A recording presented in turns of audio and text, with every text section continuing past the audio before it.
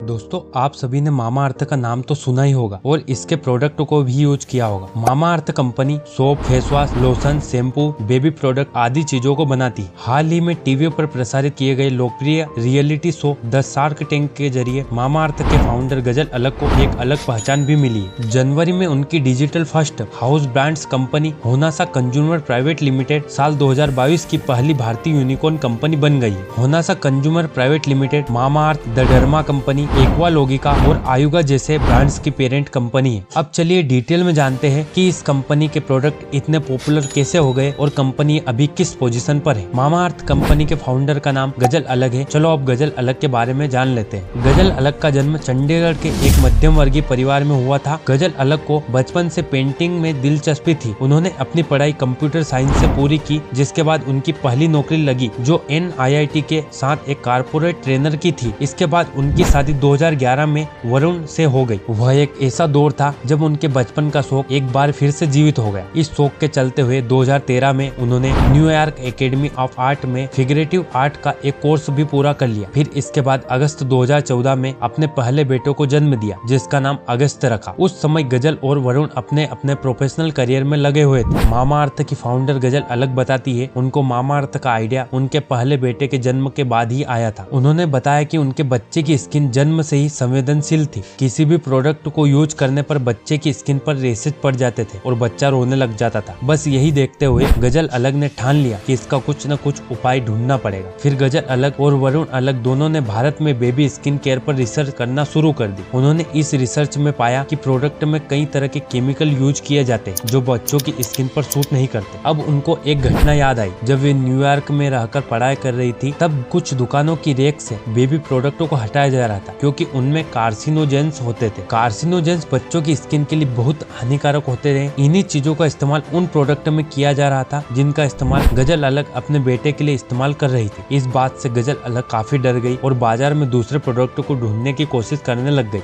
फिर उन्होंने भारत के बाहर से प्रोडक्ट मंगाना शुरू किया और इसके अलावा दोस्तों और रिश्तेदारों को भी उन्हें खरीदने में मदद करने के लिए संपर्क किया। लेकिन परेशानी अभी तक खत्म नहीं हुई थी। गजल अलग बताती है कि वह दूसरे देशों से प्रोडक्ट तो ऑर्डर कर देती थी, लेकिन जब तक उनके पास प्रोडक्ट आता था वह नियर एक्सपायरी के करीब आ जाता था, जिस कारण से वे प्रोडक्ट को लंबे समय तक इस्तेमाल नहीं कर पाते थे। यही वह समय था जब उन्होंने फैसला किया कि इस समस्या का समाधान वे खुद अपना प्रोडक्ट बनाकर करेंगे। गजल ने दूसरे देशों से आने वाले प्रोडक्ट के इंग्रेडिएंट देखे और भारत में उनकी उपलब्धता और लागत पर गहरी रिसर्च शुरू की और यह पता करने की कोशिश में लग गई कि क्या यह भारत में कर पाना संभव है या नहीं। दिसंबर 2016 में गजल ने बेबी केयर प्रोडक्ट का पहला सेट लॉन्च किया। इन्होंने जो प्रोडक्ट लॉन्च किए उनमें टॉक्सिन फ्री बॉडी लोशन, मच्छर भगाने वाली क्रीम आदि शामिल थे। कुछ ही महीनों के भीतर बच्चों के लिए मच्छर भगाने वाला क्रीम अमेजोन पर बहुत ही पॉपुलर हो गया। उन्हें इस प्रोडक्ट के लिए बहुत सारी सकारात्मक प्रतिक्रिया भी मिली, खासकर छोटे बच्चों की माँ से। शुरुआत में दोनों ने मिलकर परिवार और रिश्तेदारों के माध्यम से पैसे इकट्ठे किए। अपने प्रोडक्ट को सही दिशा में ले जाने के लिए गजल ने काफी बच्चों की माँओं से बात की। कई लोग बेबी स्किन केयर प्रोडक्ट में मौजूद हानिकारक केमिकल के बारे में जानते तक नहीं थे। अपने प्रोडक्ट की मार्केटिंग करने के अलावा उन्होंने लोगों को इस बारे में शिक्षित करने पर भी जोर दिया कि किसी भी प्रोडक्ट का लेबल पढ़ते समय क्या देखना चाहिए। शुरुआत में उनका उद्देश्य सिर्फ 1000 माता पिता की मदद करना था। वह भारतीय माता पिता के लिए अपने बच्चे के लिए एक बेहतर विकल्प देने की कोशिश कर रही थी। गजल बताते हैं कि कुछ समय बाद ग्राहकों ने ही सुझाव दिया कि उन्हें बड़ों के लिए भी सुरक्षित टॉक्सिन मुक्त पर्सनल केयर प्रोडक्ट बनाना चाहिए और फिर उन्होंने छोटे से लेकर बड़े व्यक्तियों तक के प्रोडक्ट बनाना शुरू कर दिए और आज इनकी कंपनी के प्रोडक्ट पूरे भारत में फेमस है। हमें किसी भी कंपनी में निवेश करने से पहले किन बातों का ध्यान रखना चाहिए? हमें उस बिजनेस में अपना निवेश करना चाहिए जिससे किसी समस्या का हल निकले, या फिर ऐसा प्रोडक्ट बनाना चाहिए जो वर्तमान बाजार में उपलब्ध न हो। और इसका दूसरा और महत्वपूर्ण पहलू प्रोडक्ट और बाजार में उसकी कीमत है। एक प्रोडक्ट अच्छा तो है लेकिन इसकी कीमत इतनी ज्यादा है कि लोग उसे खरीद ना पाए, तो यह बड़े पैमाने पर किया जाने वाला बिजनेस नहीं है। बिजनेस में सफल होने के लिए आपके पास एक बहुत ही मजबूत उद्देश्य होना चाहिए। जब आपका समय खराब चल रहा हो उस समय कुछ ऐसी चीजें होना चाहिए जो आपको आगे बढ़ने के लिए प्रेरित करे।